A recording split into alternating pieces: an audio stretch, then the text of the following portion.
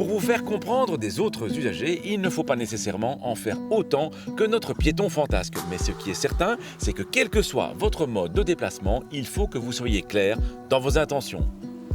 Pour un cycliste, chaque manœuvre ou changement de direction sera si possible annoncé par un geste du bras. Le code de la route dit « si possible » parce qu'on admet que dans certaines circonstances, sur une route en mauvais état par exemple, il vaut mieux garder les deux mains sur le guidon. Mais dans tous les cas, pour un cycliste, un coup d'œil tout autour de soi pour s'assurer que la manœuvre n'est pas risquée est indispensable. Pour les véhicules à moteur, ceux-ci sont équipés de clignotants. Et ce sont ces clignotants qui doivent principalement vous aider à vous faire comprendre des autres usagers.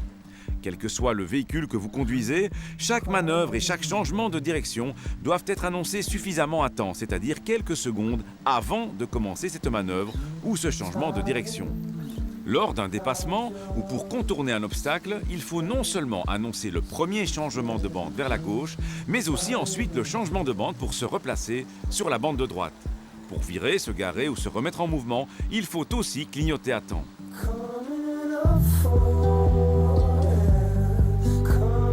Remarque importante, rappelez-vous que le fait de clignoter ou de faire un geste du bras ne vous donne pas le droit de forcer le passage quand vous ne bénéficiez pas de la priorité.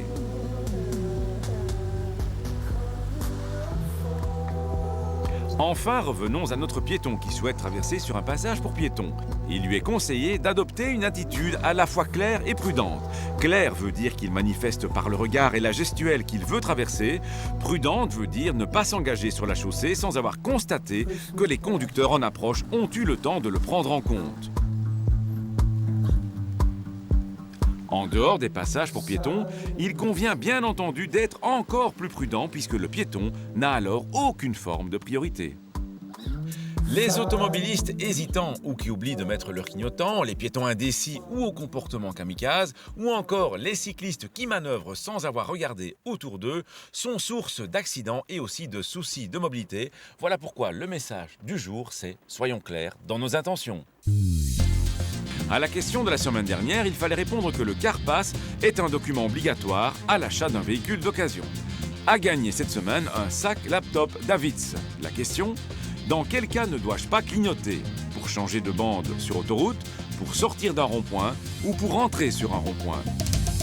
Soit vous téléphonez au 0905 56 493, soit vous envoyez un SMS au 6020 en tapant contact 1, 2 ou 3 et vos coordonnées complètes. Une attache remorque peut-elle rester fixée sur un véhicule même quand aucune remorque n'est tractée ? La réponse est oui, mais à condition que cette attache n'entrave aucunement la lecture de l'immatriculation du véhicule. Si la lecture de l'immatriculation est rendue plus difficile à cause de l'attache remorque, celle-ci doit être enlevée entre chaque utilisation. À la semaine prochaine et d'ici là, bonne route !